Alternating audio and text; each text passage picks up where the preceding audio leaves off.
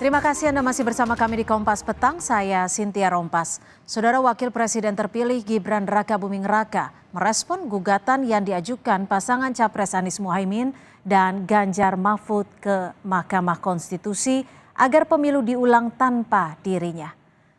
Wakil Presiden terpilih Gibran Rakabuming Raka tidak mempersoalkan adanya gugatan yang dilayangkan pihak calon Presiden Anies Baswedan dan Ganjar Pranowo. Namun Gibran mempertanyakan soal tuntutan rival politiknya saat mengajukan gugatan ke MK agar pemilu diulang. Gibran memastikan akan menghormati proses hukum yang ditempuh ke MK dan pihaknya akan mempersiapkan diri untuk menghadapi gugatan tersebut. Misalnya nanti diulang, terus jagoannya kalah, apa minta diulang lagi? Apakah minta diulang sampai menang? Ya, itu. Ya, sekali lagi, kalau ada yang kurang berkenan, silakan melalui jalur-jalur yang sudah ada, ya. Kan sudah ada mekanismenya sendiri-sendiri. Wakil Ketua Tim Kampanye Nasional Prabowo Gibran Habibur Rahman menyebut gugatan Timnas Amin ke Mahkamah Konstitusi minim bukti dan lemah argumentasi. Sementara terkait tuntutan untuk pemilu ulang karena pencalonan Gibran dianggap tidak sah, Habibur Rahman menyebut pencalonan Gibran tidak melanggar aturan dan sesuai putusan MK. Habibur Rahman menyebut jika keabsahan pencalonan Gibran dipertanyakan, seharusnya digugat melalui jalur sengketa proses. Lagi-lagi mendaur ulang persoalan pencawapresan Mas Gibran. Pencawapresan Mas Gibran itu kan sudah nggak ada masalah sama sekali karena putusan MK tidak menyebutkan putusan MK nomor 90 dibatalkan. Kedua ada putusan MK nomor 141 yang justru menguatkan bahwa di putusan MK nomor 90 itu tidak terjadi intervensi dan tidak mengakibatkan pelanggaran prinsip hukum. Keabsahan pencawapresan Mas Gibran kan seharusnya melakukan upaya hukum. Upaya hukumnya apa? Namanya sengketa proses. Diatur di mana? Pasal 469 Undang-Undang 7 tahun 2017. Sementara itu, Saudara, Tim Pemenangan Nasional Anies Baswedan, Muhaimin Iskandar, Iwan Tarigan menyebut jika gugatan yang diajukan ke MK soal perselisihan hasil pemilu sudah tepat dilakukan. Timnas Amin menduga jika hasil pemilu saat ini didapat karena proses pemilu yang curang dan bermasalah sehingga mempengaruhi hasil pemilu. Perselisihan tentang hasil pemilu karena proses yang curang dan bermasalah, etika dan abuse of power, kekuasaan tentunya akan mempengaruhi hasil akhir di TPS dan KPU. Perselisihan tentang hasil pemilu adalah tugas dan kewenangan MK untuk mengadili yang mempunyai dasar hukum. Lantas terkait sudah tepatkah tuntutan untuk pemilu diulang tanpa pasangan Prabowo Gibran diajukan dalam gugatan di MK oleh masing-masing tim pasangan calon presiden Anies Muhaimin dan Ganjar Mahfud. Kita bahas bersama Direktur Hukum TPN Ganjar Mahfud, Roni Talapesi, dan Kuasa Hukum Prabowo Gibran, Oto Hasibuan. Selamat petang, Bung Roni dan Bang Oto. Terima kasih sudah bergabung bersama kami di Kompas Petang. Selamat petang, Bang Oto, Mbak Cynthia. Ya, saya ke Bung Roni terlebih dahulu. Bung, ini kan Mas Gibran juga sempat merespon terkait tuntutannya. Mau diulang sampai jagoannya menang. Tanggapan Anda seperti apa? Iya, saya pikir bahwa tanggapan yang disampaikan oleh saudara Gibran ini mencerminkan kualitas dari pemimpin, calon pemimpin. Apalagi yang kita lihat ya sebagai cawapres. Dan kami sangat menyayangkan atas pernyataan saudara Gibran. Karena apa yang kami lakukan ini merupakan jalur konstitusional, jalur hukum, di mana kita mengajukan permohonan PHPU di Mahkamah Konstitusi. Ini merupakan rentetan peristiwa dari awal proses saudara Gibran dicalonkan melalui putusan Mahkamah Konstitusi nomor 90, kemudian ada pemutusan juga dari etik MK terhadap saudara Usman yang merupakan paman dari saudara Gibran. Jadi pendapat saya bahwa apa yang disampaikan saudara Gibran terkait dengan permohonan kami di PHPU Ya, ini menunjukkan saudara Gibran tidak peduli terhadap iklim demokrasi yang jujur dan adil. Beliau oke. tidak peduli dengan proses yang sedang kita jalankan, bagaimana kita membangun demokrasi dan membangun hukum di Indonesia agar ke depan lebih baik lagi. Oke, Seperti itu Mbak Cynthia. saya ke Bang Oto. Bang Oto, ini tanggapannya soal tuntutannya agar Gibran didiskualifikasi dan melakukan pemilu ulang. Ya, saya pikir begini ya, tadi apa yang disampaikan Pak Roni mengenai Gibran ini, pertama saya harus tanggapi dulu bahwa sesungguhnya apa yang dikatakan oleh Pak Gibran ini sangat bisa dimaklumi karena permohonan yang diajukan oleh pihak 01 dan 03 ke Mahkamah Konstitusi ini salah kamar gitu loh. Jadi artinya karena ini sengketa seharusnya yang dilakukan di Mahkamah Konstitusi kan sudah terbatas. Sudah ditentukan itu hanya sengketa tentang hasil pemilu.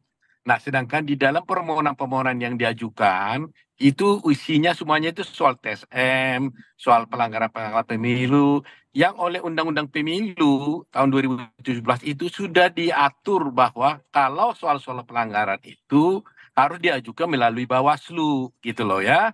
Nah, ternyata bayangkan aja selama ini Pak Gibran ini kan sudah mengikuti pemilihan pencabutan nomor urut bersama-sama dengan paslon 1 dan 3, ya kan? Artinya, kenapa? Artinya pihak nomor 103 kan sudah menerima legal standing daripada Pak Gibran sebagai calon wakil presiden, ya kan? Kemudian waktu debat di debat capres juga 103 juga sudah menerima eksistensi daripada 02 termasuk Pak Gibran sebagai calon presiden kan, calon wakil presiden. Nah, debat-debat ini. Jadi kenapa justru dulu itu mereka itu siap berdebat, siap memilih nomor, tetapi sekarang setelah kalah baru mengajukan keberatan tentang keberadaan daripada Pak Gibran. Nah, ini yang menurut saya yang tidak tepat, makanya Pak Gibran menyatakan seperti itu maunya kalau sampai kapan gitu loh. Kecuali memang kalau memang 01 03 itu mau mengajukan keberatannya itu dulu di Bawaslu, maka itu tepat. Ya kan, setelah Bawaslu baru nanti ada keberatan ke Mahkamah ke PT UN, PT Tinggi Tahun Negara baru ke Mahkamah Agung. Gitu loh. Gimana Bang Roni? Kenapa nggak dari kemarin-kemarin? Toh kemarin sudah siap untuk berdebat, sudah siap untuk ambil nomor. Ketika sekarang kalah baru untuk mengajukan gugatan. Dan kenapa ini yang menjadi pertanyaan sejak lama ya? Kenapa di MK tidak di Bawaslu? Perlu kita sampaikan bahwa termohon dalam hal ini adalah KPU RI. Kita melihat bahwa apa yang menjadi keputusan KPU RI terkait dengan penetapan calon wakil presiden saudara Gibran ini adalah putusan yang prematur. Kenapa saya bisa bilang prematur? Karena penetapan cawapres saudara Gibran ini sudah pernah disampaikan oleh beberapa kelompok dan sudah pernah diuji di DKPP. Maka keluar putusan yang dari DKPP menjatuhi hukuman etik kepada ketua KPU dan komisionernya terkait dengan penetapan dari saudara Gibran sebagai cawapres. Tetapi yang dari awal kita sudah sampaikan, kita sangat menyayangkan kenapa PKPU-nya dan penetapan saudara Gibran ini terburu-buru setelah putusan MK 90. Padahal ada proses juga MK-MK, ada juga proses ada di DKPP. Jadi hal ini sebenarnya sudah kita sampaikan ke DKPP dan juga pun sudah dijatuhin sanksi etik kepada KPU dan juga sudah dijatuhin sanksi kepada Bawaslu. Nah, hal-hal seperti ini nanti kita akan uji di teater Mahkamah Konstitusi. Kami berharap bahwa Mahkamah Konstitusi tidak hanya sebagai mahkamah kalkulator, tetapi melihat lebih besar bagaimana proses dari awal sampai proses dilangsungkan di mana dugaan-dugaan Baik. pelanggaran, kemudian politisasi bansos, Ya. kemudian penggunaan aparat penegak hukum, aparat ASN, kemudian Oke, itu yang menyalahi nanti akan dijabarkan di sidang nanti ya, Bung Roni nanti ya? kita akan jabarkan. Oke, baik. Bang Oto, ini kan Anda sempat menyebut pas permohonan 0103 cacat formil, cacat prosedural. Ini bagian mananya? Tapi dijawab usai jeda, tetap bersama kami di Kompas Petang. Terima kasih Anda masih bersama kami di Kompas Petang dan masih di Dialog Kompas Petang. Saya ke Bang Oto. Bang Oto, semalam Anda menyebut permohonan 0103 ini dinilai cacat formil, cacat prosedural. Ini bagian mananya yang cacat prosedural dan formil? Ya, jadi begini ya, to the point saya sampaikan, di dalam Undang-Undang Pemilu dan Undang-Undang Mahkamah Konstitusi dan juga di PMK ya, PMK MK tahun 2023 sudah diatur hal-hal mana saja yang masuk menjadi ranah dari MK. Di sana tegas disebutkan hanya perselisihan tentang hasil pemilu. Ya, itu ya kan. Bahkan di dalam PMK disebutkan bahwa permohonan-permohonannya pun pokok-pokoknya itu harus memenuhi persyaratan, yaitu mengenai tentang perselisihan tentang suara, ya, hasil suara yang diperoleh, mana yang benar, mana yang tidak benar menurut si pemohon. Di dalam petitumnya pun sudah diatur bahwa yang diatur itu adalah mengenai pembatalan ya keputusan KPU tentang perolehan suara dan menyebutkan mana yang benar dan mana yang salah. Nah, ternyata di dalam permohonan yang diajukan oleh pihak 0103 ini semuanya isinya tidak ada mengenai tentang mana yang benar dari perhitungan mereka dan mana yang salah. Jumlah mana yang menurut mereka yang mereka peroleh dan tidak gitu ya. Sehingga ini tidak sesuai dengan undang-undang dan peraturan hukum acara yang sudah diatur di dalam MK dan oleh PMK.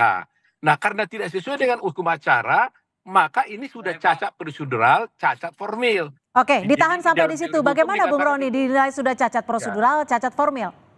Ya, sebenarnya di dalam petitum kita sudah sangat jelas ya. Kita meminta agar membatalkan keputusan KPU nomor 360 tahun 2024.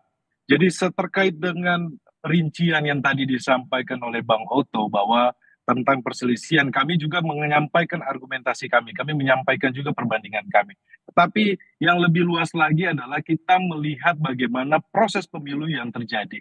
Pasca putusan MK 90 sampai di titik di mana saudara Gibran pencoblosan. Nah, di sini sebenarnya rangkaian peristiwa ini yang nanti akan kita buktikan di persidangan. Dan yang paling kita soroti adalah TSM-nya, Mbak. Karena faktor dari TSM ini sangat penting agar bisa meyakinkan dari hakim. Karena kami melihat sudah ada putusan hakim yang membatalkan pencalonan, mendiskualifikasi. Sudah pernah ada kepala daerah. Maka kami melihat bahwa peluang terhadap ini sangat terbuka jelas karena kita melihat bagaimana proses TSM ini.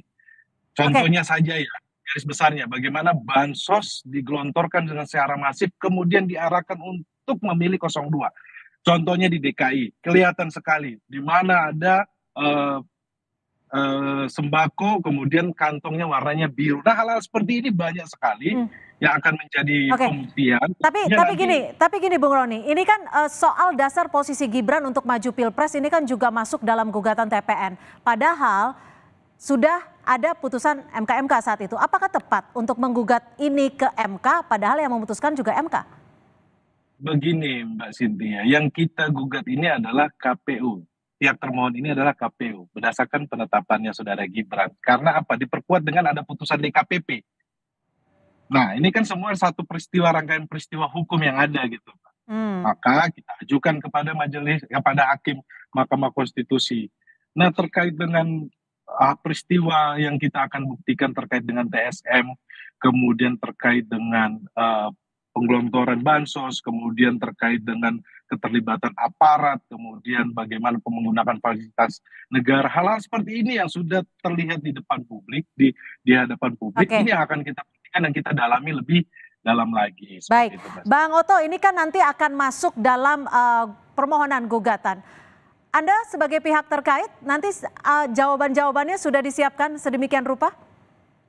Sudah, terutama tadi seperti Roni katakan tadi itu, dan sudah diwakili oleh Roni tadi kan, bahwa gugatannya itu mengenai TSM. Jadi dengan mudah kita patahkan karena TSM itu tidak diatur dan tidak menjadi kewenangan daripada MK. TSM itu adalah kewenangan dari Bawaslu. Jadi menurut saya ini sangat mudah sekali kita patahkan. Itulah sebabnya saya katakan bahwa ini salah kamar. Kalau gugatannya mengenai tol TSM, seharusnya mereka melaporkan ini ke Bawaslu, tidak kepada MK. Karena di MK itu hanya terbatas. Karena pasal 475 Undang-Undang Pemilu mengatakan bahwa hanya, ada kata-kata hanya di sana, hanya mengenai tentang perselisihan tentang hasil pemilu. Jadi hanya satu kewenangan yang dimiliki oleh MK dalam sengketa pilpres ini. Ya, karena ini kan proses yang panjang kan, mengenai pelanggaran di Bawaslu, mengenai hasil perolehan suara itu di MK. Sudah begitu, sudah diatur sedemikian rupa. Jadi itu sebab saya katakan dengan mudah sekali kita patahkan ini. Nah, kalau umpamanya dikatakan bahwa ada putusan-putusan MK tentang pilkada, ini yang jadi soal bahwa putusan pilkada dengan putusan di MK dengan sengketa pilpres itu berbeda, nggak bisa apple to apple itu ya, karena kalau di pilkada itu kan lokal ya, dan kemudian sedangkan di pilpres itu nasional. Kedua, nggak bisa dibandingkan putusan itu karena putusan pilkada yang diajukan itu kasusnya berbeda dengan yang ada di pilpres. Kalau yang dimasukkan oleh Roni tadi itu yang di pilkada itu memang ada satu pejabat calon kepala daerah yang melakukan tindak pidana. Jadi karena dia melakukan tindak pidana sudah dihukum, maka dia tidak sah menjadi calon. Ya wajar dong. Orangnya yang salah bukan undang-undangnya. Padahal di kasus ini Gibran sudah sah memenuhi ketentuan yang diputuskan oleh MK. Jadi kalau sudah putusan MK itu adalah final and binding, maka tidak bisa dipersoalkan lagi. Itu prinsip hukum yang berlaku. Gitu. Oke, Bung Roni, disebut akan sangat mudah nih dipatahkan. Lalu ada bukti apa saja yang akan Anda ajukan oleh tim hukum TPN? Terutama ini kan juga ada statement yang menyebut bahwa seharusnya suara paslon 02 itu tidak dihitung alias nol. Ya tentunya kan ini terkait dengan agenda persidangan ya. Bukti-bukti sudah kita siapkan, saksi-saksi kita sudah siapkan, ahli juga pun kita sudah siapkan. Kita sangat optimis dengan permohonan kami. Jadi kalau Bang Oto tadi sampaikan mudah dipatahkan, menurut saya terlalu dini Bang, karena harus nanti diuji bersama-sama. Karena tentunya kan kami berharap hakim menggunakan hati nuraninya. Jadi kita tidak terjebak lagi nanti di publik menyampaikan Mahkamah Konstitusi sebagai Mahkamah Kalkulator. Bagaimana tugas kita mengembalikan marwah Mahkamah Konstitusi sejak putusan MK 90 dan MK-MK. Seperti itu. Oke, singkat terakhir dari Bang Oto, persiapan untuk besok apa saja nih? Berapa saksi, ahli, dan juga barang bukti yang disiapkan? Kalau kita sih tidak begitu sibuk ya, kita biasa-biasa saja menghadapi gugatan ini, kita udah siap, ya tinggal kita nanti besok dinyatakan sebagai pihak terkait, kita upload di website, kemudian kita akan hadir pada tanggal 28 kalau sudah diundang oleh Mahkamah Konstitusi. Soal saksi-saksi ahli itu kan tergantung kepada pemohon. Kalau mereka bereaksi A, ya tentunya bereaksi sesuai dengan A dan sebagainya. Jadi kita tidak begitu mempersiapkan semuanya, tapi ready, artinya siapkan hanya kalau ada serangan begini, kita sudah begini. Udah ready semua lah, tidak terlalu sulit buat kita gitu. Oke, Bung Roni terakhir apa yang akan disiapkan? Ini sepertinya akan begadang malam ini ya. Dan kalau nggak salah dibatasi 10 orang, siapa saja yang akan masuk ke dalam ruang sidang? Kita tentunya sudah mempersiapkan jauh-jauh hari permohonan kita sudah mempersiapkan strategi dan kita sudah membagi tugas ya dari para setiap pengacara tentunya mempunyai expertise masing-masing. Dalam hal ini nanti kita akan sampaikan kepada publik tentunya nanti kejutan-kejutannya seperti apa kita nantikan saja nanti. Baik, kejutannya seperti apa kita saksikan mulai besok 27 Maret 2024 dan keputusannya pada 22 April kalau tidak salah. Terima kasih Bung Roni Talapesi, juru bicara tim hukum keadilan demokrasi Ganjar Mahfud dan juga Abang Oto Hasibuan, wakil ketua tim hukum pembela Ganjar Mahfud. Terima kasih. Prabowo Gibran, Prabowo Gibran. Terima kasih telah bergabung bersama kami. Terima kasih, selamat sore.